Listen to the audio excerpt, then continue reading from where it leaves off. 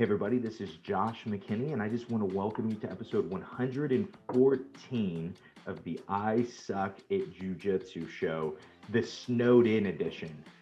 We were planning on doing an interview in the studio today, and we had to cancel it. We had to turn it into a Zoom interview, and it didn't have anything to do with COVID or quarantine or anything like that. We just got snowed in. We're stuck at our house. These are Midwest problems. So now I am on Zoom sitting down with my father. It's the day before his birthday. Happy early birthday, Dad. How are you doing? Thanks. I'm doing great, Josh. Thanks. Yeah, it is crazy, snowy, icy outside. So I had to cancel plans this morning, didn't get out. So messed up our plans, but thank God for technology. We can still do what we want to do. For sure. It's nice to also get a day to rest, Yeah. rest Yeah. your mind a little bit. How often do you get bored?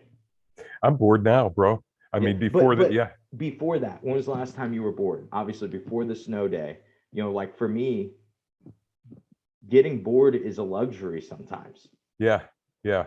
I get bored really fast. So this morning I woke up early, did some work, I've read a couple of chapters from some books. And so I'm always doing something. And what I mean by being bored is like, oh man, now I'm kind of finished with, there's a 4-hour little window that I do my best work. Mm-hmm. It's in the morning. And then from there, it's like, okay, if I usually it'll be a workout, take a walk, teach a class, or train clients. And sometimes if I'm not doing that, I get bored really, I get bored really quickly. So. When you're bored, what is your go-to? What are you going to use? I'll watch, sometimes I will go up and just watch some TV. I'll watch some, YouTube videos, or I'll watch something like that, because I do stuff all the time. And so I need that to where I do actually force myself to slow down. So what is your go-to TV? I know you watch a ton of jiu-jitsu instructionals, so non-jiu-jitsu instructionals. What are your go-to TV? What if like the big thing I'm excited about is the Jack Reacher series coming out on Amazon Prime.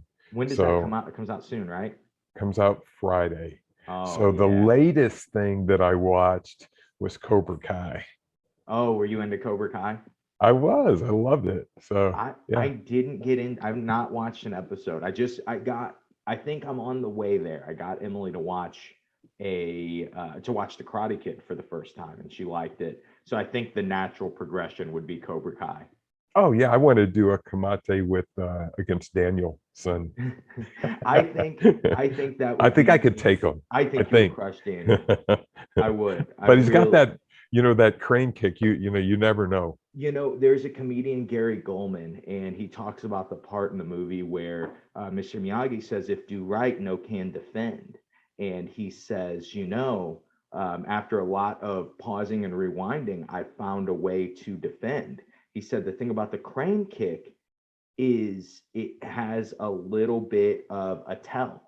And it's when you raise both of your hands up into the air and your knee and your leg into the sky. And he says, so as long as you don't run face forward towards the person, can defend. Yeah, it's defendable. It's defendable. It's the distance management theory. It is distance management, right? That is all the Karate Kid is. Yeah, I don't know if he's got much beyond that. No. But there's some stuff. If you look at the wax on, wax off, that's inside control. He's just dominating the inside control. And he's learning defense. We think about it in jiu-jitsu all the time. We start out, our buddy Chris Payne complains about this. You start out and you start to learn to attack in jiu-jitsu, right? You start to learn to attack in grappling. And he says, you don't learn to cover your chin like you do in boxing. You don't learn defense first. So when are you going to have the option to attack if you don't know how to defend? And dude, Miyagi, he was way ahead of the game. What about the paintbrush thing? That was dumb. That was that didn't make any sense. But You know what? You gotta wait. You gotta wait. You gotta choose what you like, right? Eat the fish, spit out the bones. So on that topic, this is something we're already planning on talking about. You have recently, I would really say, it was probably a little bit before this, but the big transition for us as a gym, as a team, was the week that we had both Chris Paynes and John Thomas in, because those two have very different styles of teaching and learning jujitsu, and they're both really good. And so we got these almost obnoxious differences in Yes. styles of teaching, but both worked really well. Probably two-thirds of the people loved Chris's teaching, and two-thirds of the people loved John's teaching and related to John's teaching. And so you kind of had, so there was some overlap that loved both, but then there was some that liked specifically one or the other. And I know for me, it changed my style of teaching, but in taking your classes on Saturdays, I know for sure it's changed your style of teaching. So let's just kind of start to get in on your style of teaching. Let's say for right now, it's Sunday morning. You wake up and you were going to teach your legendary Steve McKinney, or Saturday morning, so legendary Steve McKinney Saturday class. What's your thought process before you going into the class? What are you going to deliver to us? Well, my first thought, I always try to stay in unison with what you're doing as a class structure. That's my number one thing. And then I automatically look at that and spin it to what I generally do. For example, last week we looked at bottom side control, where everybody struggles with. And so when we're looking at that, like in those situations, that position happens because you lose in the transition of retaining guard. When your guard begins to get past, you have to make sure that you make that transition into not getting caught in bottom side control when that transition is happening. Does that make sense? Does that make sense? Not being flat, right? You have Exactly. to make Yeah. sure you're not flat by the time they get you inside control. Now, for when with you, and you're a more flexible guy and you can loop the leg in, I know John taught that, and I just something I could never do. So I had to figure out, hey, what works for someone who's not flexible, who is not as athletic. Because the thought process for me, I love the fact that like when you're there, we can kind of give two different views. So the thought process for me is like, how can I teach this that is going to relate both to the advanced student and the kind of the white belt, the person who's just learning this kind of thing. So I just kind of review that, look at what I do, and I just kind of teach from there, because kind of have a system for everything now after doing this for a while. Like if I get, if I'm getting past them, one thing I'm not giving up is that underhook. So that's what we reviewed the last time. And so I look at it from the defensive aspect primarily, and then I kind of go from there. And so how do you decide what you're going to teach? Like, well, I know you said that we were looking, so if we're looking at a position, we're all doing side control, you're going to do something that has to do with side control. But how do you decide specifically what 3 to 5 techniques or ideas, or what one principle you're going to show that day? I try to keep it as simple as I can. Like the principle of not just the idea of like, hey, do not give up that underhook. That was, the big thing. And so I'm going to go off of that principle, and then everything that I teach is going to go off of that principle as well. And so that's going to be my no. And the reason I do that is it's easy to remember that one idea. And so if you can, and then I'll look at like I watch some of the matches from the tournament, and I kind of see where people struggle. I'm like, oh, okay, here's where they're struggling. Here's how we can make that better. And then if I can tell people, hey, look, if you give up that underhook, you're out of the gym. So that helps people to remember. let's put a pin in that and move to this thought, because you already brought it up. I wanted to talk about it, so we can at least get the beginning ideas on it. While we're talking about things, how do you decide what to teach? You said you were watching people competing. You watch people, our students compete, and you say, oh, these are some holes. Okay. So obviously you could say that you're just problem solving. But my latest thing as a coach has been, my job is to try to get around things that inspire me, because then I can be a better coach and I can try to inspire other people, right?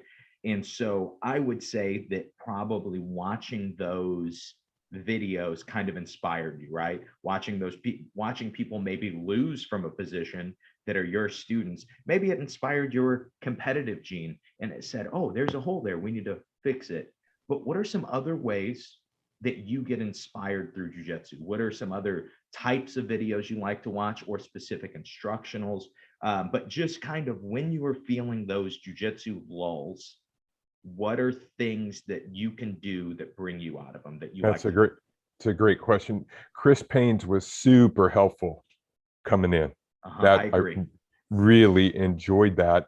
And then so for me at my age, let's look at it from, like, we go to Watson's and we're going to go train. And there's Nick and Junior and Kyle and Trevor and, all the really good guys. Well, guess what? I think probably anywhere from, gosh, 20 to 40 years older than a lot of people. I think Junior's older than me, but I everyone think else. Junior's about 75. You know how those Brazilians are, I know, man. It's like Puerto Rico for baseball. Yeah, he was telling, we were rolling the other day, and I'm like, I was 2 points. He's like, it's not 2 points in Brazil. I'm like, Junior, we're in St. Louis, man. It's yeah, it's 2 points in St. Louis. But back to your question, I get super motivated by just looking at what can I do, survivability, way, how do I approach that? I'm going to go in. These guys are going to be more athletic, they're going to be younger, a better cardio, the whole 9 yards. And sometimes you look at those things and you think some guys are just better than you. I don't even use the age factor. These guys are just good, but the age factor does figure in. So what can I do? How can I survive this? What technique can I come up with?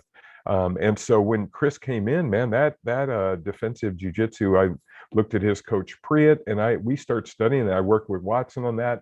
A lot of stuff that I've done for years, but now I look at this and I'm like, oh, this stuff actually is doable for me. So I love that. I've been watching. I'm a big Henry Akins fan, Hickson Gracie fan. I love their kind of stuff there, and I learn a lot from those instructionals as well. And they are basically just fundamental jiu-jitsu, things that I can do that are not going to hurt my body and that I could teach that actually do work. But they work in ways that you're not, having to use strength and athleticism and those types of things, because as you age, you lose those things. You just do, and so that's the kind of stuff motivates me. It really does. I love that kind of stuff. Interesting note on that. You talked about first, before you talked about who inspires you, you basically gave a term of what your jiu-jitsu is. You talked about defensive jiu-jitsu before you talked about the specific people that you talk to, right? Which is interesting. I feel like that is probably significant, that you need a goal to be able to find people to inspire you. Like for me, if my goal is to run a successful business, well, I need to get inspired by people that run a successful business. If my goal is I'm 53 years old and I want to be better at jiu-jitsu, and I just want to learn jiu-jitsu to increase my life, to have a better life, I should probably look to somebody and try to get inspired by somebody who has done it, right? Versus try to get inspired by my 27-year-old black belt jiu-jitsu coach. And I am a 27-year-old black belt jiu-jitsu coach. There's nothing wrong with that. But finding people that are your age, or at least have your common goal, right? Mentality. So what got you that goal? Obviously, you are older, so surviving makes sense. But what got you, one, to know that you like defensive jiu-jitsu, and two, that you loved it enough to really focus on trying to learn defensive jiu-jitsu? It's really a great question. I go back to when we started. I started jiu-jitsu, I think I was at 47. Mhm. And so I'm a white belt at 47, and I, enjoy it, but it was also fun that we train together and we have a good group of people. And, I just talk about this, Derek, you had Derek on the podcast. He was a blue belt when we started. He was, like better than us, and I was his partner. So he's really good at just passing my guard. And, I'm just starting out, so I'm just trying to learn from there. So I'm finding these positions, and I would talk to Watson about it, and like, hey, how do you deal with these situations? And he said, man, look, you just have to. And Watson, just being a blessing as a whole, as a coach, was still helpful to me this day. Me too. I'll go over to the gym, just as a quick sidetrack. I'll go over to the gym, and he will pull me aside and he'll go, see that guy there? See that guy there? And I'm like, yeah. He goes, man, don't roll with those guys. They're waist strength users. And I always listen to that. But anyway, he told me use some techniques. So I just start searching, like, okay, who does smooth jujitsu without a lot of strength, but has something unusual? Because I'm going to get beat at the regular techniques. My initial guy that I came across was Eduardo Talas. And so he's like, he tells the story, says he was, I think his coach is, he says Today Day, that was his coach. And so he's getting beat. He starts figuring out, as he gets his guard pass, to go the opposite way, start playing the turtle guard. And, he says it's a guard. So he's just fun, man. And so that was one of my original, and I still watch him to this day. I watched him, if you ever want to watch a good match, he goes with Keenan, and man, that's a fun match to watch, just to watch his jiu-jitsu. So then here's what's interesting. We should do a breakdown of that match, you and I. I love it. Yeah, I love it, because that's where Priet, a couple of things here. That's where Priet got his stuff from. He talks about Talis, and so all of it is interconnected in the middle of that. And then also another guy that Chris's coach Priet cites is a guy named Marcos Barbosa, is I think who it is. And he's got a video on pressure passing, but he also has some crazy back defenses. And he is going with Shalowin, is that the name? Hibera? Is that the guy's name? There's a match with him. And so when you watch that match, you see all this defensive. So all those guys are kind of tied together. So I'm a lot of old school guys. Pedro Sawyer's another one that I really like. And there's just gold in a lot of, there. And I'll tell you what, I taught side control, and it's a seminar that I'm going to do next. But side control escapes and being on the bottom. And what I was telling the class yesterday was, look, here's the problem with being very good at jiu-jitsu in your school. You're beating everybody. You're not caught in bottom side control. You're not mounted. And so you get in a tournament, you're so used to never getting your guard passed. You get your guard passed, you're in this bottom side control. Now you're fighting in the brown belt division, but you're a white belt in bottom side control, and you're dead. You're done. And so that's why, like, if you watch Roger Gracie train, what he does is a lot of positional spars. And I know you've added that to, our curriculum, just being in those positions over and over and over again. And so I was telling Adam yesterday, I go, man, he goes, man, I don't know what to do from here. I'm going, okay, so every round for the next month, you have people start there on top of you, and you get used to that. You get here on Gracie just talked about being comfortable in uncomfortable positions, and that's when you actually you get better at those positions, and you're not freaked out about them. So would you say, if you are, let's say, 55 years old and you're just starting jiu-jitsu, would you say that side control would be, obviously you've already purchased the train until 60 and beyond? Obviously, you have those techniques, but would you start with side control, bottom side control? Would that be where you would start your jiu-jitsu training, or would you start trying to focus on a different position? I would just focus on defensive, whatever that. I would say, hey, what, and it's going to be bottom side control. Honestly, that's where most people will get stuck in. If you ever go someplace and ask, hey, what position you have most trouble with, your newbies are going to always say that bottom side control position. It's going to be a challenge, in the middle of that. And so, and then I would also say, like, if you're older, if you could just have a conversation with me, that would help. I'm serious, because I see people come in, and it's like they're just so panicked. You're getting beat and you're just so panicked, and then you're tensed up, you're running out of breath, you can't, you're freaking out, you're running out of, and then you get hurt, and you get hurt because you're panicked. If I could just have a conversation with people, it's like, look, here's what's going to happen. And you have to learn, first of all, to feel those positions, accept those positions, and then try to survive them. But don't survive them by just randomly grinding out things. Try to understand what's actually going on and ask questions and learn to relax. That's the biggest thing. The only times that you generally get hurt are going to be when you're super tense in the middle of it. And that's why most people who are older, they don't last that long, because of the injuries. Injuries are a big factor. Yeah. Well, a fun segue on tapping. Most of the time, people claim that they got hurt in the gym because somebody cranked something. And very seldom does that happen. Of course, that's going to happen. But most likely, if you got injured by a submission, it was your fault. It was because you fought it when it was too deep.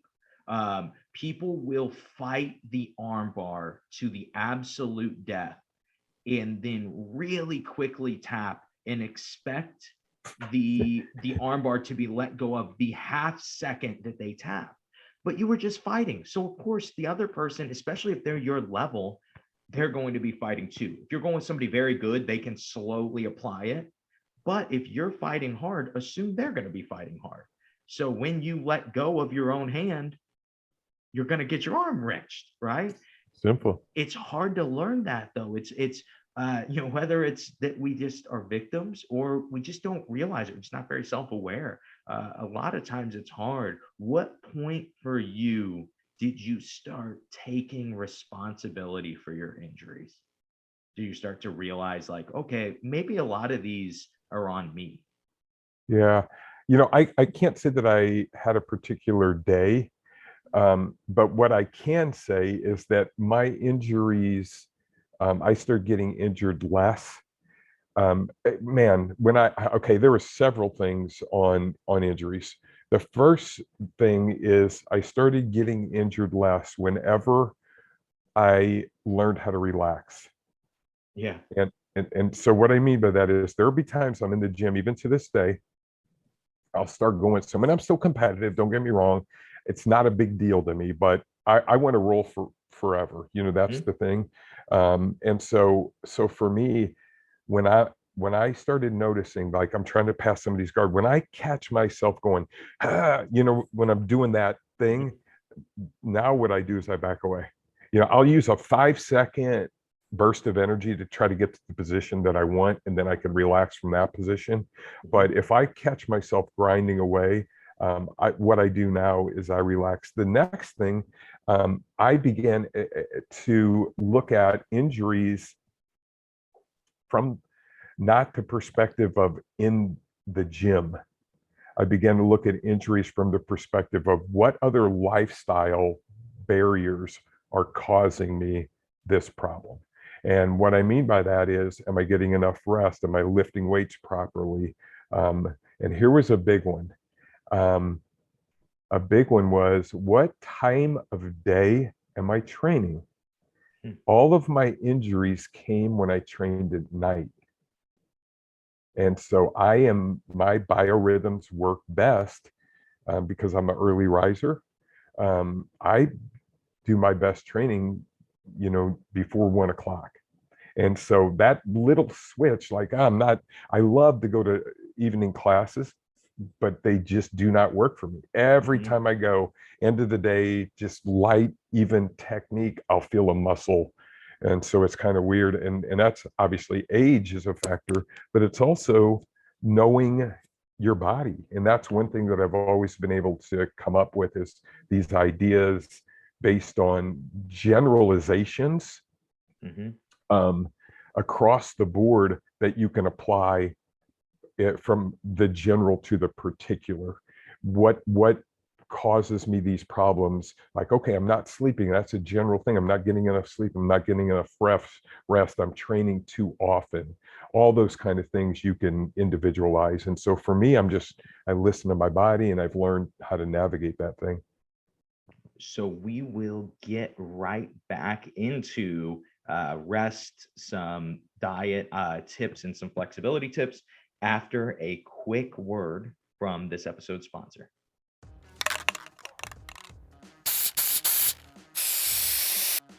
All right, guys, just wanted to take 1 second and tell you about a really exciting deal that we have going on at simplifyingjujitsu.com. This month, for the month of February, actually, for my dad's birthday, we are doing a 40% off of the original price for Train Until 60 and Beyond. This is an instructional that simplifyingjujitsu.com put together with black belt, 60-year-old black belt at the time, but now 62-year-old black belt. No, 61-year-old. Tomorrow, as of this episode coming out, as of this commercial coming out, 62-year-old black belt, Steve McKinney. Steve, what will we learn in Train Until 60 and Beyond? Okay, so the first thing we're going to learn is that I'm 61, not 62. That's the first thing we're going to learn. And then you're going to rush that. I don't want to rush that. But here's the thing. It's how to train as you get older. And the biggest issue that I see is people will tell me, hey, I want to be able to train like you when you're older. And then I look at their training now, and I'm like, if you're going to train like you're training now, you're not going to be able to train as you get older. You have to make those adjustments and understand basically advanced fundamentals is really what you're looking at. And to be able to do those things in a safe manner, in a controlled fashion, and use more technique and not as much strength and athleticism, because you're going to lose that. That's really, you're going to learn those things. And how many techniques, how many moves will they learn that work for 60-plus-year-olds? Every one of them work. That's why I did them. How many did we have on there? 60? I think 60? We ended up with 57 techniques and 6 strategies or something like that. Okay. Yeah, we end up with a ton of content on that. Definitely more content than you guys have, time left, right? Well, and I still do have people who use that, and still I have contact with them, and they use those things. So I still, refer people to that. It's a legit, it's a legit course. It is an excellent course. Thank you for telling us a little bit about it. So this deal will be going on until March 1st. You'll use promo code OLDMAN at checkout, and you can of course find it at simplifyingjujitsu.com along with all of your other jiu-jitsu instructional needs. Perfect.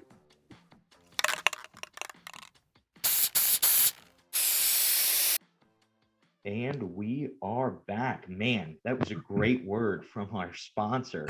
2 very handsome gentlemen with a great deal for you guys. Let's that was dumb. we shouldn't put that in. All right, let's get into some rest thoughts, some rest ideas, and just you have the 4 pillars, and we will just kind of get into all 4 pillars. Just talk about kind of living a good life to be able to train on and stay on the mats for forever, right? Yeah, those 4 pillars are just longevity and anti-aging things. It's stuff that I promote in my personal training business. When I talk to clients, a lot of my clients are 35 and over. I do train younger people, the principles apply, but I have 4 pillars. And I learned this from Dr. Peter Attia, watching his stuff. And I like David Sinclair. He's also a longevity guy, anti-aging guy. So I watch a lot of those guys because, you want to, you want to monitor things and see how your body's doing in the middle of that. And those guys are pretty smart. So the 4 pillars, in no particular order because they all work together. The first one is strength training, resistance strength training. Now, here's the thing about resistance strength training and jujitsu. When you are younger, you can get away with a lot of stuff. As you begin, but I would say even when you're younger, and I've trained you this way to try to minimize injuries, strength training, you want to be careful of a lot of ballistic movements when you're a jujitsu person. Some people get away with that, no problem at all. Can you give a different way of explaining what a ballistic movement is for people that don't know? Okay, so I'll explain it like this. When I train my clients, when I train, our jujitsu guys, one of the things I do is I am training a muscle. I'm not training a movement, I'm training a muscle. So here's what I'm doing. I'm going to load that muscle and keep it under tension for a period of time, 60 to 90 seconds. And I'm going to do it in a slow and controlled fashion. Maybe that's 3 seconds up with a 2-second contraction in the contracted position, a 2-second squeeze in the contracted position, and maybe 3 seconds down. So something in that line. But I'm never unloading the muscle, and then I keep that muscle under load. And the time frame that seems to work best is 60 to 90 seconds. Is that clear? Do you understand what I'm saying? So yes, it is not explosive. It is very controlled. That is and a ballistic movement is, let's say that I'm doing a movement that is like box jumps or power cleans and things like that. And if people want to do that, that's fine. It's just not the way that I do it. And the reason I don't do it that way is because of the aspect of our joints get plenty of stress in jiu-jitsu. So I use strength training, obviously, to get people stronger, but also to protect them from injuries. Now, that is true in the jiu-jitsu community, but it's also true in everyday life. One of the things with anti-aging is protecting your joints. Having healthy joints is like huge as you age, and so I have so many clients that come through the door, type 2 diabetes, really overweight and knee pain because you're carrying around this weight for such a period of time. And so when I start seeing a lot of problems with people is if they've done things that harm their body. You start seeing it at 40. You can get away with it up to 40 or so, and then right in that area, it just starts getting worse and worse. So I do strength training in a safe fashion, so that I never get anyone hurt, but get them stronger. And a stronger muscle is going to protect your joint. Does that make sense? Mm-hmm. So just another thought: are there other ways to protect joints? Or is strength training going to be? Yeah, no, there's a ton of ways. So had a client in just yesterday, and she's a runner. And so my first question is, and she's an older runner. My first question is, how are your knees? How are your feet? How are your hips? Mm-hmm. And she's good. And I'm like, well, you're an outlier, because people who run generally and run a lot have a ton of joint problems. Mm-hmm. So yeah, there are other ways to don't do things that hurt your joints that are repetitive, if that makes sense. Yeah. You know what I'm saying? You have to look at your job, and sometimes in those situations, jobs are going to cause joint problems. So those things are figuring in the middle of it. Did you have another thought on protecting your joints? I was going to ask about flexibility. Okay, great question. Okay, so let's talk about that. Mm-hmm. All right, so here's what you want with flexibility. Okay, so the problem with training and strength training, flexibility training, there is a point in strength training, and it's called the law of diminishing returns. Mm-hmm. And so here's what I mean by that.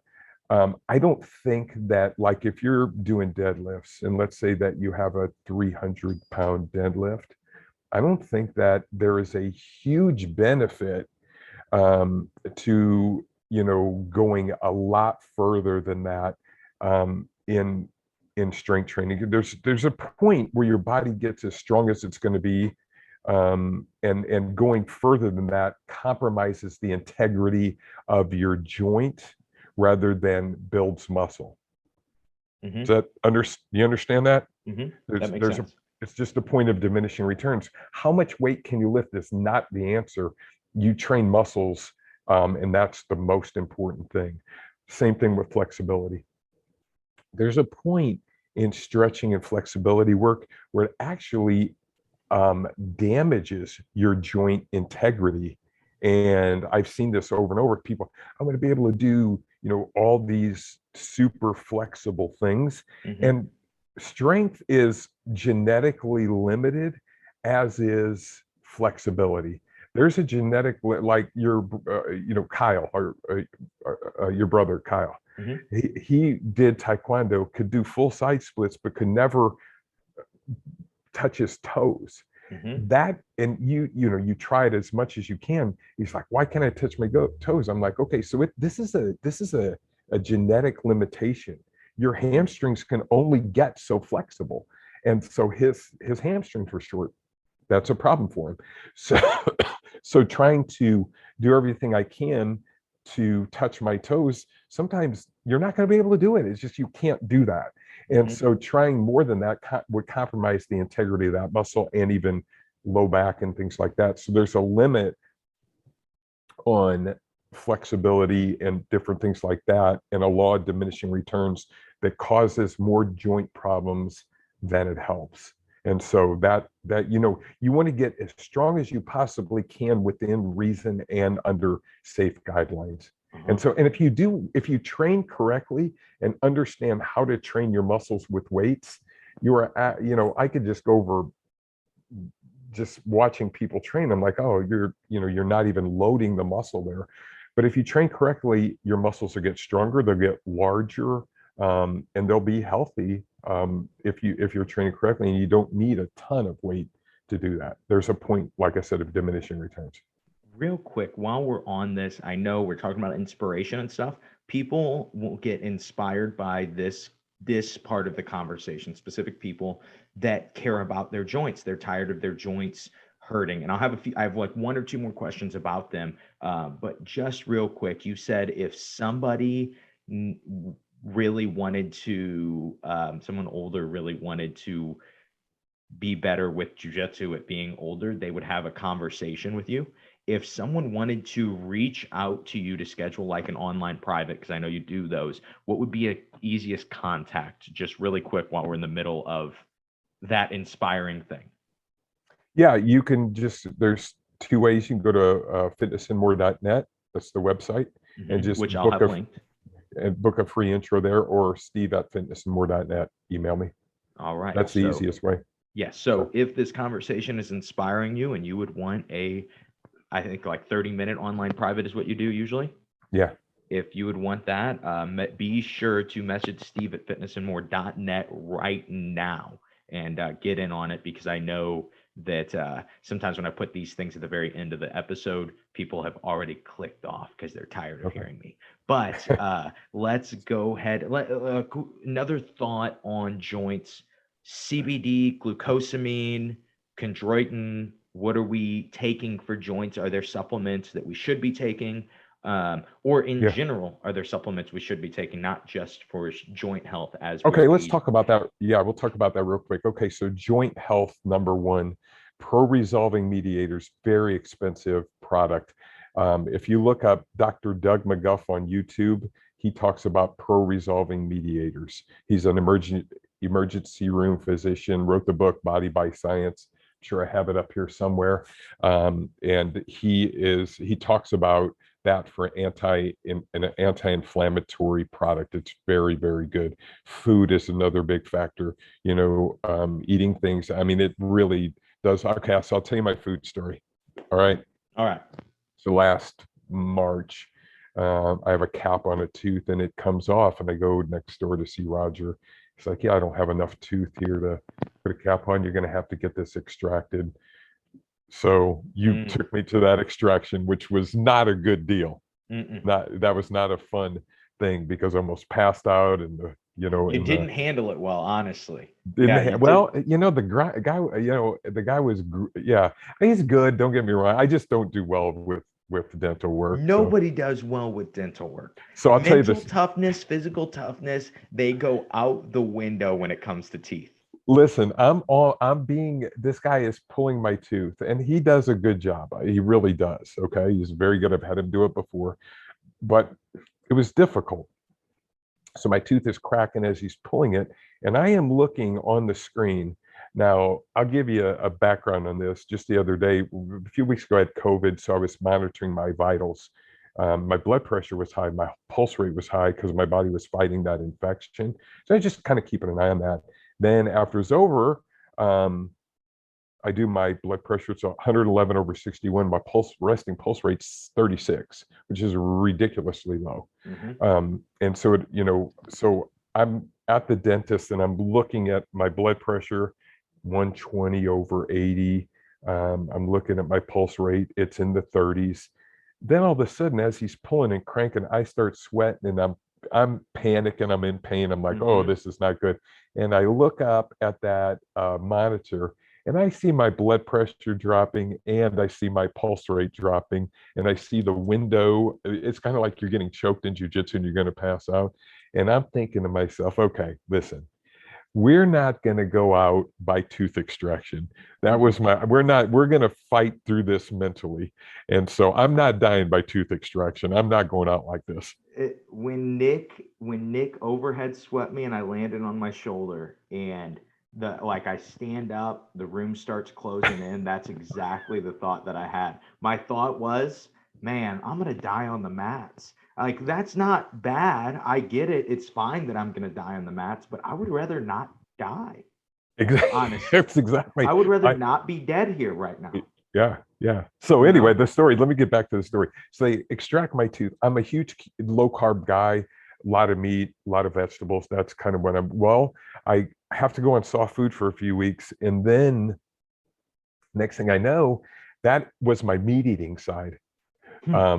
Which sounds weird, but that's where I chewed.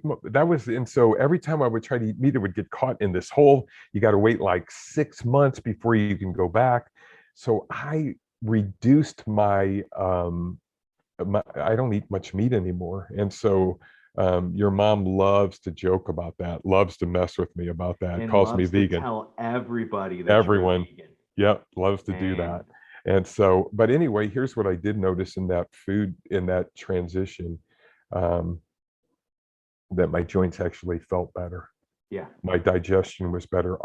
But I did notice a bit of a loss of muscle tissue, simply because I think meat is very, very good. That level of protein is good for keeping your muscle tissue up. So anyway, that going back to what we were talking about it's the food factor and just eating good, wholesome, food, and that helped me a ton. So that helps protect the joints as well. And simply we can kind of move into your diet, start talking about fasting, which is one of the pillars. The pillars, yeah. And just kind of dig a little more into the diet. Give me some more firsthand experience, firsthand recount, because it's not like you went vegan, right? Right. Do you do dairy still? Some. I don't do a lot, but I do. You don't do a ton of dairy. You don't do a ton of meat, but you do some meat. I usually make you beans once a week for beans and rice, and I sneak meat into there. So I can taste it. Not a vegan, So nothing wrong if people want to be vegans. I'm good with that. I'm just joking. Take it. You vegans are so sensitive. Gosh. Oh my gosh, I walked into that one.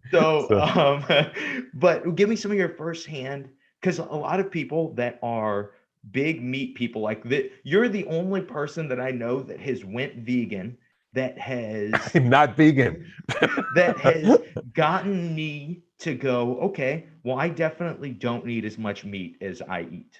Okay, so here's the deal. Here's the thing about longevity. Longevity, number one, strength training. Number two is going periods of time, long periods of time, if you can, without food. Intermittent fasting, huge. Okay. So, so this is this guy from the 70s. He wrote the book Ripped. His name's Clarence Bass. He's a bodybuilder. Okay. And so he does more high carbohydrate, low fat eating. And so I just started rereading some of the stuff that I used to do when I was a competitive bodybuilder. That's kind of how I went with it. But I was like, how does this guy stay with this for such a long period of time? Which led me to a book by a lady. I don't recall her name. The book is called Volumetrics. And I think she did the research at Penn State. It's up there. I see it at the top.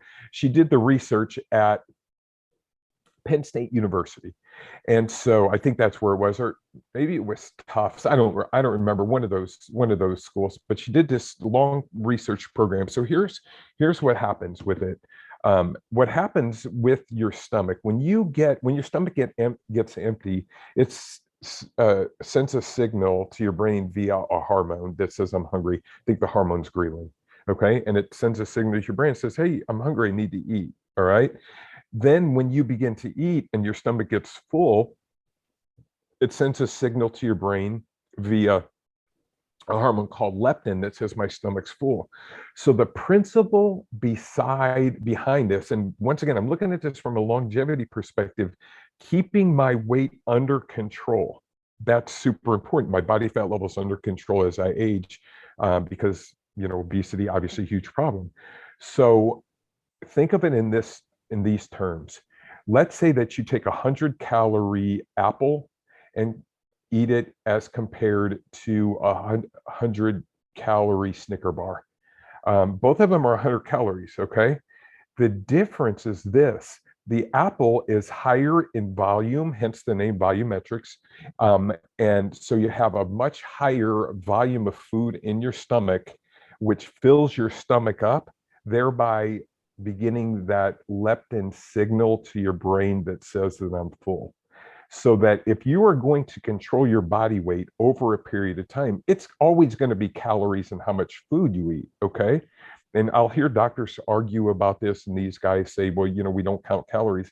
But the truth is they do, they just do it in a different way. Mm-hmm. The amount of food is super important, okay? So I go back to Clarence Bass stuff, start looking at his recipes, and then start developing my own stuff based on those principles of higher volume, low fat foods that are more filling, that you can, because you can't stay hungry for long periods of time. People say, oh, diets don't work. You eventually go back. Well, the truth is diets do work. They always work, but you just can't stay on them forever.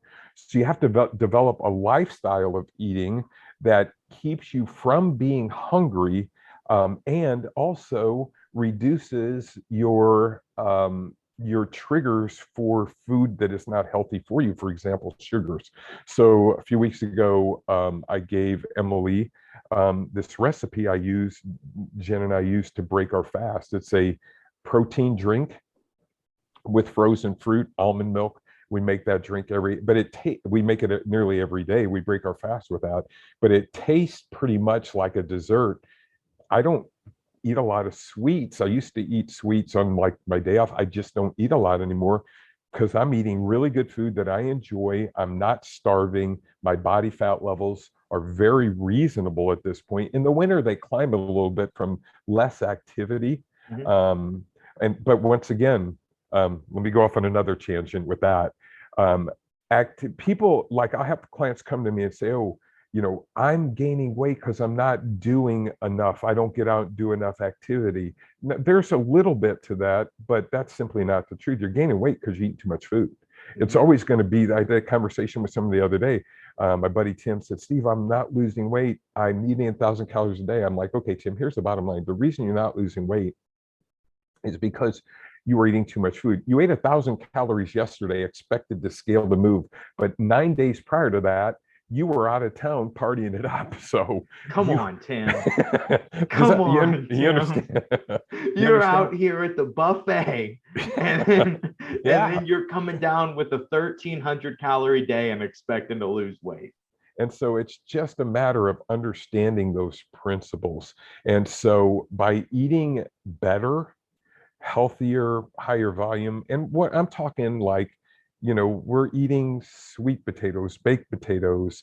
I eat oatmeal. I like to put raisins in my oatmeal. My dinner generally after that is I use a lot of brown rice, beans. I like beans and rice. Yesterday I had went to Deerberg's and I got smoked salmon. Man, that was just really, really good. And even before this, my taste buds have changed. I never would have eaten salmon, but it was excellent. And then, mom makes this huge vegetable pasta salad. So all those things that they're just ways to eat. And I just got a whole system for for everything, We might have to do just, obviously, every time you've been on the podcast, we've talked about this kind of stuff, but some type of deep dive into this for a jiu-jitsu Oh my gosh. athlete, and just longevity and a jiu-jitsu Yeah, I can make a athlete difference for everyone in that. off the mats. We should really put together Quick something. note though. I'll write that under the Tellus versus Keenan breakdown. I'll write it down.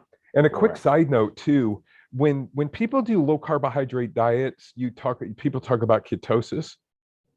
You've heard of ketosis? And a lot of people who go into ketosis, like, oh my gosh, I feel so good. And what happens is your body is burning fat for fuel, and your mental clarity is there. Most people are eating sugars and their minds are foggy, but they're in ketosis with the low carbohydrate diet. One of my experiments was, can you get into ketosis with a high carbohydrate diet? And I've never read anyone who's even looked at that. And so, and the answer is yes, because I experimented with it. And so by intermittent fasting, your body will begin to burn fat for fuel no matter what you eat. And so Ross just told me, I saw him at church the other day, and he said he started intermittent fasting and dropped 11 pounds. And so he says, he said, but his mental clarity is through the roof. And so when that's why we have a successful personal training business, because all these things really do work for people. So that's the food aspect of longevity. It's going long periods of time without food if you can. And let's look at, especially, I think this is interesting. You're talking about activity. Let's look at rest. How does activity and rest, how do they correlate? How do you get enough rest? And what is rest even? We could do an episode on each and every one of these things. Course. Okay. Of course. So here's the most misunderstood aspect of jiu-jitsu, the most misunderstood aspect of strength training, of bodybuilding, is any athletic endeavor. And it's a huge misunderstood factor in everyday life. It's getting enough rest and sleep and adjusting that as you age. And so with a jiu-jitsu athlete, trying to get people to understand that taking time off, you actually do better than training, Pohada every day, twice a day. You know what I mean? It's such a big factor. And I'll talk to people like who'll come in after 3 days off. They'll come in the gym like, man, I feel great. You're actually rested. And so rest is huge. Sleep is actually one of the pillars. And most people don't get enough sleep. I have personal training clients. They'll come in and they're like, I'm just tired all the time. And, we talk about exercise being important. Exercise increases energy if done properly. But if it's done too much, it decreases energy. It causes joint problems. So there's a balance. When I look at exercise from the aspect of dose response relationship, it's like taking a dose of medicine, and you want to take the minimum dose of medicine to elicit the best response. So to me, exercise is medicine. I give people in my personal training business, a dose of medicine. Let's see how they respond. What I found at 2 days of strength training a week seems to be best. For some people, only 1 day. Just depends on the person. For me, that's what we do, is 1 day of 1 day a week. training. Yeah, because it takes that long to recover from a properly performed high intensity workout. So rest is really important. Like when I have clients come in and they're chatting, I'm like, well, how much sleep are you getting? Because sleep is like a huge factor, and most people don't get enough sleep. You have to listen to your body and take time off and rest. The more rest you have, the more the muscles and joints can recover, and the less pain that you're going to have. Now, there's a balance between laziness and actual training, and you could use the rest as a thought on, oh, I'm going to just not train. Well, no, sometimes you're just lazy. And so, but I'm just talking about the general person. So rest and recovery, hugely important, especially each decade. How much sleep do I need? It's individual. For me, 8 or 9 hours a night, man, I got to have that. It's super important. And I take a nap every day, 10, 15-minute nap every day. You didn't always get 8 or 9 hours of sleep either. No, but I was talking to one of my doctors, Dr. Trish, and she made the statement, we trained really early in the morning, and she says, I am chronically sleep deprived. And I'm like, whoa, it was just a casual statement. But I was saying, that's not a casual thing, if you think about it, because sleep deprivation, that increases the likelihood of Alzheimer's and things like that. And so, and once again, the recovery factor, you're going to recover when you sleep. That's when most of your growth happens when it comes to weight training. People think like, oh, I'm going to train every day and I'm going to get big muscles. No, you get big muscles by resting. Your training is detrimental. And so go ahead, you were going to say something. I was just out saying something on the thought of sleep and how it relates to training is I generally sleep 10 hours when I'm training, and like a lot of times I'll train twice a day. When I'm training hard, I usually sleep 10 hours and sometimes even more a night.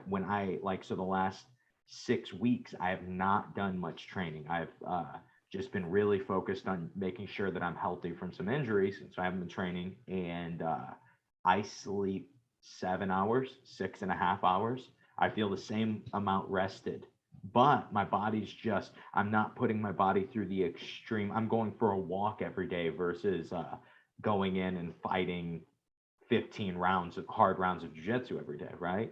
And there's just a huge difference in how much sleep. But it's just to say, like, look how much sleep is required just from hard training. It makes a huge difference. And so, yeah, I know with you, you've dealt with, you competed a lot. And so you were fighting a lot with injuries. You don't talk about that a lot, but it's a big factor to try to overcome them. But rest and recovery is how you have to take breaks. Let me tell you what I've been doing lately, and just got this from one of my buddies in Canada. But what he's doing is he likes, and he just weight trains, but he says what he does is he trains for 3 weeks and takes 1 week off. Now, people talk about periodization where they change training for whatever period. That's just a form of periodization. And so for me, it's like, that's something I've been doing. And I think it's like super helpful. Like having a jiu-jitsu camp is important. But you know what I notice? 14 to 21 days of hard training, after that 21st day is when your body starts breaking down. And it happens to nearly everyone after that period of time. There's only so much hard training you could do before your body begins to rebel against you. And if you want to have longevity in just everyday life and in your sport, you've got to start implementing those things. A lot of times in jiu-jitsu, people brag about their injuries. I got, you know what I mean? It's like, and people brag about how little sleep they get. Yeah, it's that. Yeah. So for me, it's like I am very busy. I get a lot done, but I really have learned to protect my time. There's so many things that, I have so many requests for things. There's so many things, weddings, funerals, all these things that I do through the church. And so I really, really protect my time and just, try to do what no one else can in my business aspect. That's huge. So your personal trainer, jiu-jitsu black belt, run the schools with me, run the personal training business, and you have a church, which brings us to the fourth pillar. What is the fourth pillar of longevity? Yeah, meditation, prayer, So the four pillars are resistance weight training, sleep, long periods of time without food, intermittent fasting, and then meditation and prayer. And this is from secular guys. These are not from like Christians or anything like that. But Dr. Tia talks about that, having a spiritual life of some sort. And so that's, for me, that's just every day I wake up, I have devotional times and listen to certain things that are super helpful for me personally as a Christian, as a pastor, because I love that aspect of what I am allowed to do in sharing the gospel with people. And that's a big part of my life. And so I need to be able to have that spiritual aspect of my own life so that I can help and share with others in the middle of that. And for mentally, just mentally, what does starting your day with, Hmm. for you, prayer, for some people meditation, what mentally do you notice Oh about man, that? it's just such a real it's such a relaxing, it's just such a peaceful kind of thing. It's an anxiety reducing thing, because like running a business, hey, I need more clients, I'm doing this, I'm doing that. And the beauty of having faith is that there are things out of your control, and so being able to let go of those things and turn those things over, super helpful, because it keeps your mind, man, you have a lot of people on your podcast, and now listen to some people, and some people are like, they're performance oriented, and I understand that we want success and things like that. But as I age, I look at this and I just listen and I watch people. I'm like, oh my gosh, that has got to be miserable to try to keep achieving and achieving, and taking your identity, um, and tying that in to my business successes or my jujitsu successes. There's so much stress in the middle of that. I'm not saying we shouldn't try to be successful, man. I've been a competitive athlete my whole life, but that's not who I am. That's just what I do. So that, to me, does that make sense? It makes perfect sense to me. And to me, that mindset is the only way that you can live the jiu-jitsu lifestyle. The idea of, hey, this isn't the most important thing. Jiu-jitsu isn't the most important thing. And how I perform on the mats, especially, tonight at the tournament, at whatever, that is not the most important thing. And that idea of performance being what is relevant is, it's a really easy way to not enjoy life. Oh my gosh. And the jujitsu lifestyle, like I was doing a meeting with some of our friends. I do like jujitsu business coaching, and we were talking about it, and they had some questions about, do I have to do this or do I need to do that? And pretty much always my answer is, you need to do what you want. It's the most important thing, because there is no point in starting a jujitsu school with the primary goal to be to make a ton of money. There is no point. You start a jujitsu school because you want to start a jujitsu school, Because you right? love it. Because you You love love it. it. If you start a jujitsu school to make a ton of money, you can do that, but most likely you're going to be discouraged, because most likely you're not going to do that. But if you can start it, enjoy it. Just, you don't have to run it a certain way. You don't have to cater to a specific crowd. You hate kids, you don't have to have kids classes. You hate adults, you don't have to have adult classes. You could run a kids only gym. You want to run a female only gym, you can do it however you want, because it's your jiu-jitsu, it's your art, it's your life.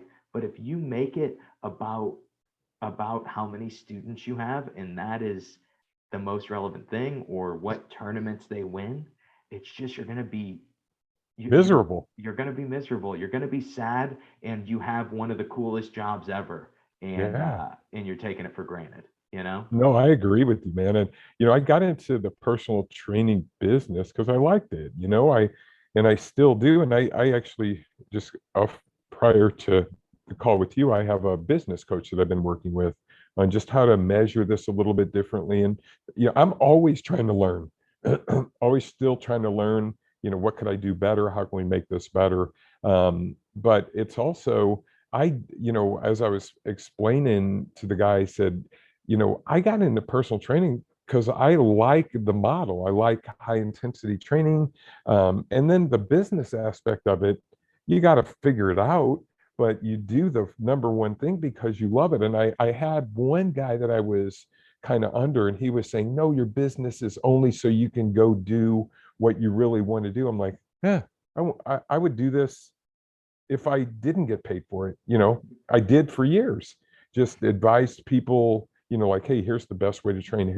It's like for me to go to a gym and watch people train, it's like, oh my gosh, I got to keep my mouth shut, because it's like I was watching, oh, I was watching a guy in the gym just like, oh, it's like, that's the dumbest exercise I've ever seen. What are you doing? And I had to stop myself from going over to say, dude, you're going to hurt yourself. This is not wise. And so anyway, the point being is that I do what I do because I like doing it. I like the jujitsu thing. I go back to where we started in the green room, and how far we've come. What a fun thing, man. It's just a blast. And so What a fun thing. Someone was asking me the other day, and we were talking about, how long have you done jujitsu?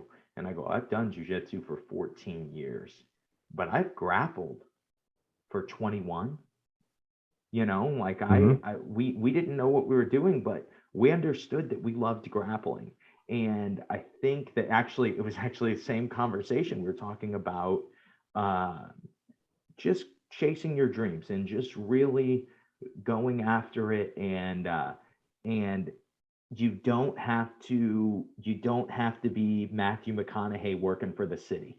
You don't Yeah. have to be. You can, and there's nothing wrong with it, but you don't have to be. And as we were talking about this, we had this conversation. I said, yeah, and you know what's interesting too? I'm telling you this story from my perspective as a kid, watching my dad, who decided he wanted to be a personal trainer and he wanted to have a personal training business. And it was out of our garage for years. And we lived in a not very good area. We lived in a very, very low income area. And I didn't think about that ever as a kid. I always thought about, hey, my dad works from home, is always home, and you didn't. So I think for a lot of people, there is this fear of, well, if I were to chase my dream of doing something, uh, I I won't be successful, right? But maybe you won't have the traditional look of success. But I think, we have somebody, you being on the podcast is somebody unique that I know at 30 years old took huge risks with kids and started a business because he loved it. He just wanted to do it. Do you have any advice for people that have, whether it's jujitsu or whether it's something else, something that they love that they want to do? Yeah, it's kind of funny. I did love it. I did, want to do it and always loved doing it. But I also hated the corporate world. So that figured in too. Like, Hmm. oh, I remember working at the Federal Reserve Bank and had to work midnights as I was trying to make that transition. And I'll explain that transition. Um, but I would have to go work midnights. And then when I finally just took the risk, and I'm like, I'm just going to do personal training. I'm going to take the risk. I'm going all in. What I would do every now and then, I would drive like at 11 o'clock to the Federal Reserve Bank, drive around it, wave to it, and drive home because I didn't have to go. And that's no joke. I swear that's no joke. Because now, and then going back to our low income area, didn't you realize that we lived in a low income area whenever we filmed those fights out of the kitchen window? Well, I mean, I was older then, I was old enough to go Facebook Live. That's a great. See, I never really posted those on YouTube or anything because I don't know. I think you can get kicked off for posting those. But the story goes, one night I'm doing dishes.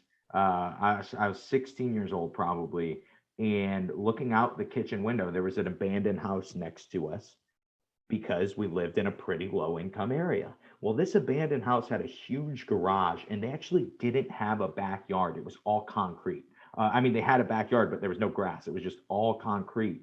And people knew that the house was abandoned. And so they would go into that backyard with all concrete and they would gamble and they would fight And one day I'm looking out the back window, and there's two dudes with boxing gloves and probably 40 people in this backyard lined up watching.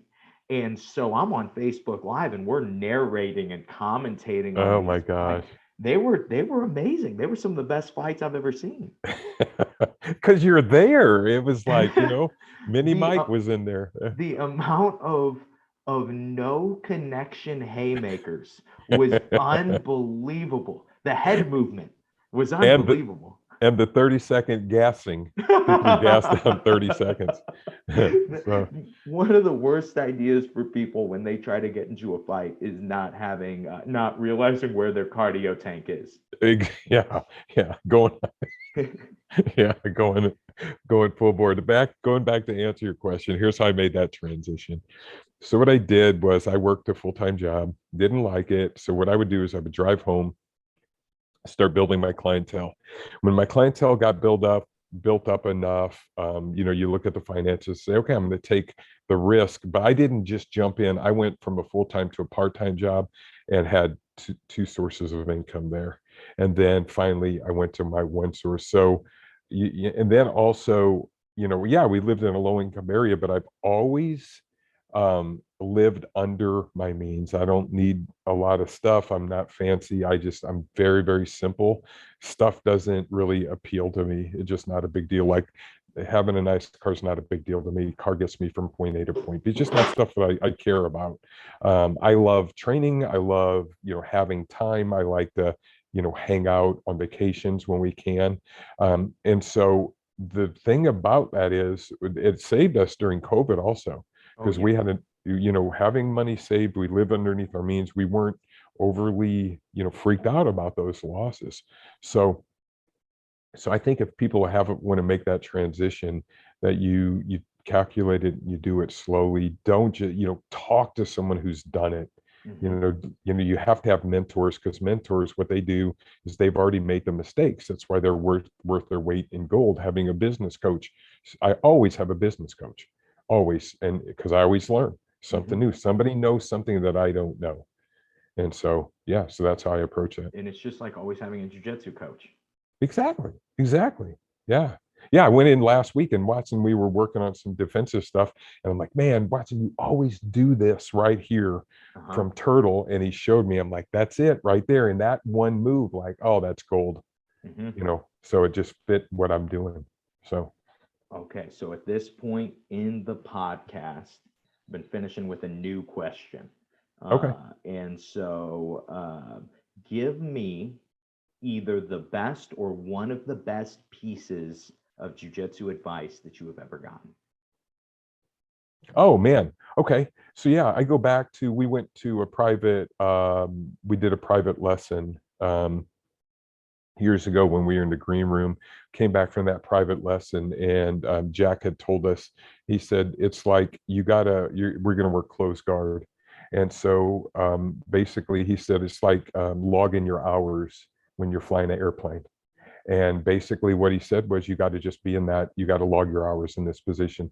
We took that private lesson. You and I came home. I remember it distinctly. And what we did was we sparred close guard like every day for a month. And so that was a great piece of advice, because it still applies to this day. It's like I said earlier, everybody wants to come in, and nothing wrong with doing rounds. But like I was watching an interview with Gordon, 80% of their training is positional sparring.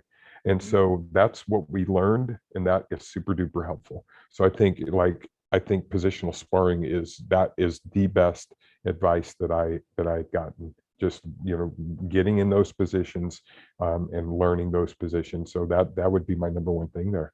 That was our first introduction into training method. Uh-huh. That was the first time anyone ever told us, like, hey, you don't just roll live. And we had never heard that. And then there were, for us, I think probably for everybody, our idea of training jujitsu was kind of like a Frankenstein, or is a Frankenstein, right? It was a lot of people's ideas, and a lot of people who said, this is the only way to do it, or this is the best way to do it. And we stole it. And then we said, okay, this is the best way to do it for this specific reason. So we'll just use it sometimes.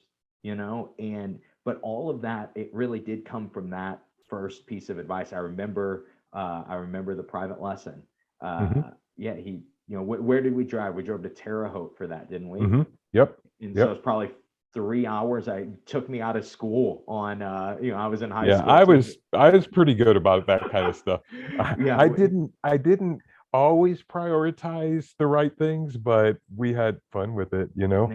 man, with the thought of school though, for most kids, if there was a piece of advice that I got and I heard a lot coming up, I had a lot of different people that were just 25-year-old guys that knew I was 14 at the gym.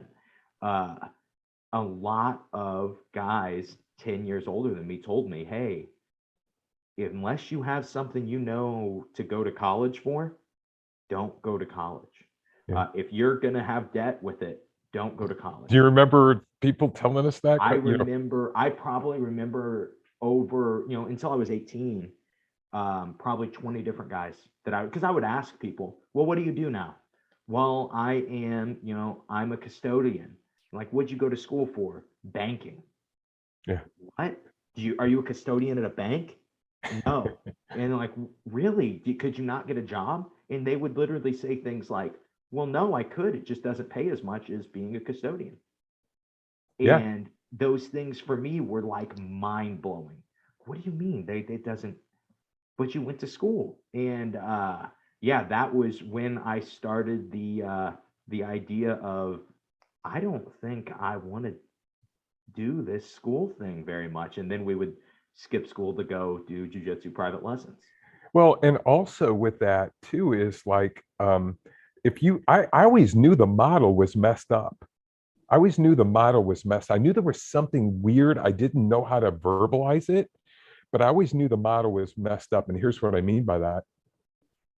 You take an 18-year-old kid coming out of high school and you tell them successful people go to college.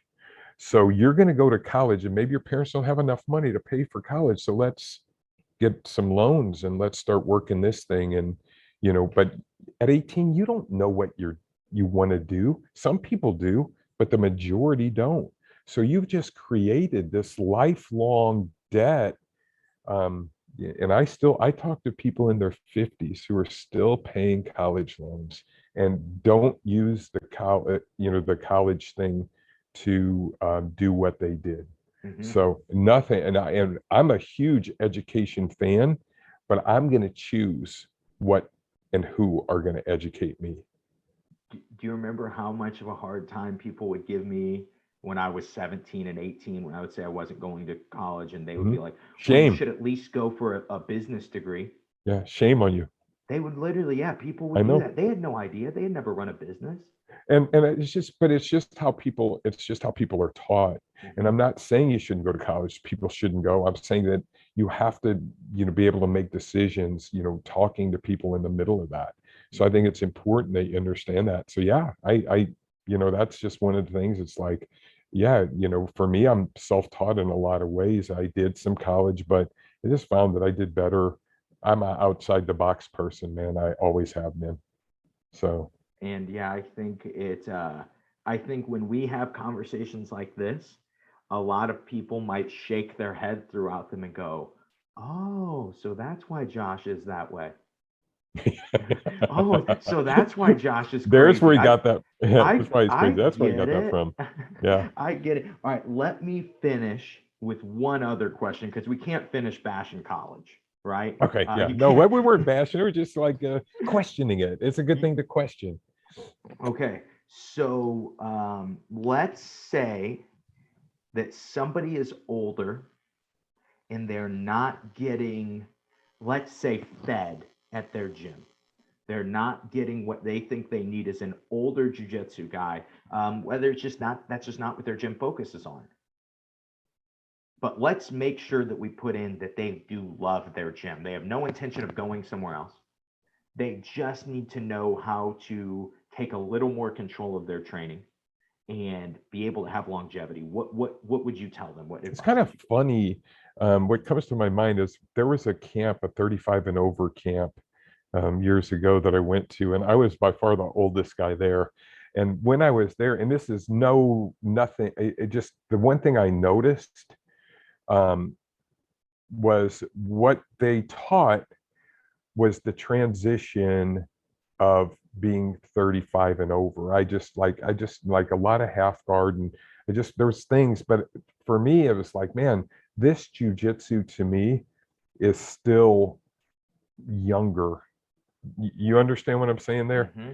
And so I was like, man, I would just love to kind of tell people um, that as you get older, it's not like you're not going to be able to do these things. You have to accept that. That's the thing. So you're going to have to answer your question. Here's what you do. You go to simplifiedjujitsu.com and you buy my instructional. Yeah. No, I'm kidding. What you do is you start looking at those outside sources. You look at the older guys who are still doing jujitsu, and what did they do? What is their take? Like I love Pedro Sawyer. I just like watching his stuff. He's a smaller guy. He's got great technique. How can he still roll at his age? What did he do? Well, he's just basic. You're not going to see him berimbolo. There's things that he's not going to do. He's not going to create crazy scrambles. He's going to be real technical. So you start looking at people who have been around for a while, and you can't talk to I put it like this. I always tell my clients, look, I have younger personal trainers, but I would not suggest having a younger personal trainer train you if they didn't have an older mentor. So I train my younger trainers to understand that people who are older do not function like you do. You do not understand it until you get old. You just don't. But I love going around the gym, and I'll talk to Nick, I'll talk to Kyle, and they're like, man, I feel this, I'm getting older. I'm like, yeah, I begin to understand that. So to answer your question, I say you stay with basic and fundamental jujitsu. Don't do anything that's going to hurt your body, but start looking for people who are older that roll, or even look at its styles that I think are conducive. And you might need some instruction on finding those styles, but I think that finding people that you can actually, but I'll tell you what, the stuff that I do and the stuff that I teach in the gym, it really does help younger competitors as well. I think there's a really good mesh in the middle of that. Of course. I mean, what we would consider old man jujitsu would be something that you can do when you're not athletic and you're not flexible and you're not fast. Of course, it would work better if you were athletic, flexible, and fast 100%. and strong. Yeah. People don't think about that. Old man jujitsu just means that it is way more thought out technically, right? There can't be space to fill. Like I always say, good athletes, they can learn a technique and then fill the gaps of their knowledge with athleticism. Flexible people do that. They learn a technique and they fill gaps with flexibility. Strong people fill gaps with strength. People that are older, when you're 60 and you're going with somebody 30, most likely you don't have the physical, the strength, flexibility, or speed advantage in anything. So whatever jiu-jitsu technique you're doing has to be flawless. There can't be any place, your understanding of it has to be perfect. And and then the defensive idea of jiu-jitsu too makes so much sense from a sake of we talked about this on the podcast 2 weeks ago, from wearing people out. If you go with somebody who's good at defense and you don't realize that that's what's happening, you sometimes keep attacking, and then you're so tired, and then they start to actually try to attack. Yeah. And sometimes your jiu-jitsu as you're older too is sometimes a win is just surviving. Survive, just being able to survive something. And so sometimes it's like, oh yeah, these guys are good, they're fast, they're young, see if I can survive this. And so that's kind of the stuff I view as well. And so last little thought, what other goals do you set in rounds? I'm always setting goals specifically for jiu-jitsu. So if I'm like if I'm going in and looking at my training at this point in time, I'll set personal, like let's say I'm gonna go in and wrestle with Junior. I'm gonna do rounds because he and I do a lot of rounds. It's just fun, and so I'm like, okay, I'm gonna. So I set little goals. I'm not gonna give. I know Junior's gonna listen to this, so I got some tricks for him coming up. Okay, he can't tell him what you got coming. Yeah, so that's the kind of goals that I set for myself, and like at my age, because you have sometimes still, if you're a competitor, you want to compete. So, but for me, I look at that and go, man, I have so much going on, and competition is where you really gear it up. And so I really, kind of, I don't set that goal anymore, only because I just know that the reward is not enough for the risk for me at this point, if that makes sense. And competition does have to have a level of physicality. It just, you're going to go 100%. You're going to go, you're fighting, man. That's when I, yeah, I'm going to go out and I'm still, it's, I'm going full bore when you go there. And so, but for me, just, trying to incorporate things in my jiu-jitsu that I'm working on, those are the goals that I'm looking at. All right. That is all I have for you today. It's fun, man. Thanks for being on. That was a it's fun always episode. Yeah, it's always fun talking to you, man. Any closing thought? Any closing? Follow me on anything on social media? I know you 60-plus-year-olds are huge on the social media. Oh man, I don't like social media that much. I have a private Facebook group where I talk a lot about health and fitness, and so it's fitness and more VIP support. It's from I kind of leave it for anyone. So yeah, people can ask to join that, or I don't even check Instagram. I've never watched I've never watched a TikTok video on purpose. I just don't do that stuff. It's too much work. The only reason I use that stuff is for my business mostly. So so it just, to me, it's may work, it's a lot of work, but yeah, you can email me. You want to snail mail me, that's fine as well. Write a letter. I'm good with that. Send you a smoke signal. There you go. You can you can get a couple of cans and connect a string, and we can talk like that. So, all right. Well, all right, on Josh. That note, we'll end it. Thanks again for being on. All right. Have a great day. See you, man.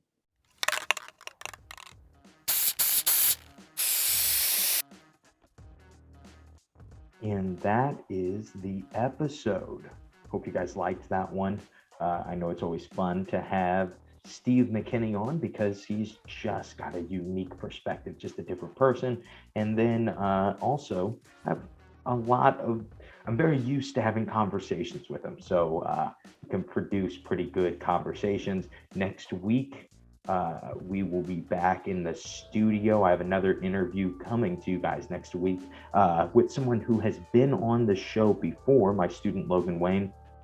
I've been trying to do just some interviews with people that have been on before and people that I talk to a lot. I feel like that usually makes the best interviews, is people that I enjoy having conversations with. And those are the people that are fun for me to talk with, and the people that it seems like you guys get the most out of when I talk to. So that's all I have for you guys today. I hope you guys liked today's episode. I hope you guys sign up for Train Until 60 and Beyond, the best 60-plus instructional that there has ever been. To be honest, I don't think there are many 60-plus instructionals out there, but it's the best. That's all I have for you guys today. I hope you guys get it, and I hope today's episode helps you suck just a little bit less at jiu-jitsu. Have a great day, guys.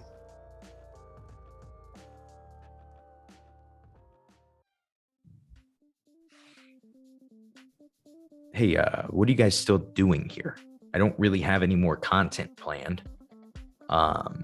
I guess I can tell you about some of the other cool stuff that I have going on. If you guys don't know, I have a production company called simplifyingjujitsu.com, and we do once a month a deal of the month through through the I Suck at Jiu-Jitsu show. That's exciting news, I guess. You could also go to simplifyingjujitsu.com and get my free ebook Simplifying Jiu-Jitsu, where we break down the 5 essential positions of Brazilian Jiu-Jitsu. What that means is we make Jiu-Jitsu feel a lot smaller, feel like there is a lot less that you don't know. And that ebook only takes about an hour to read, and there is a audio copy of it too. So if you go and put in your email, you will get the ebook and you'll be able to listen to it on audio, read to you in my best Barry White voice. No, it's really not. It's just in my normal voice, but read to you by me. And that will make you better at Jiu-Jitsu. It also has some simple ideas, some simple thoughts on training method. Right now, I'm also in the middle of, please don't tell anybody, writing a brand new ebook called Understanding Jiu-Jitsu. And this is going to look at strategy. It's going to look at training method. It's going to basically look at everything that we talk on the podcast. And it's going to make a really, really understandable, digestible, simple version of this. This is going to just be like if you could compress all 112 episodes of the I Suck at Jiu-Jitsu show into a book, into a very simple and easy to read and enjoyable to read book. Because of course, at Simplifying Jiu-Jitsu and on the I Suck at Jiu-Jitsu show, we think fun first. And that's what we're doing with this ebook. I don't have a date for when this ebook is going to come out, but it's funny because if you already have the simplifyingjujitsu.com email, besides Patreon listeners, you will be the first person to know about this specific book coming out. And so when it's out, you'll know about it. If you are on simplifyingjujitsu.com and you get on the email list by downloading your free copy of Simplifying Jiu-Jitsu, or if you're on the Patreon page, you will also hear about it. So that's all I have for you guys today. Now, seriously, turn off the podcast. I don't have anything else to say.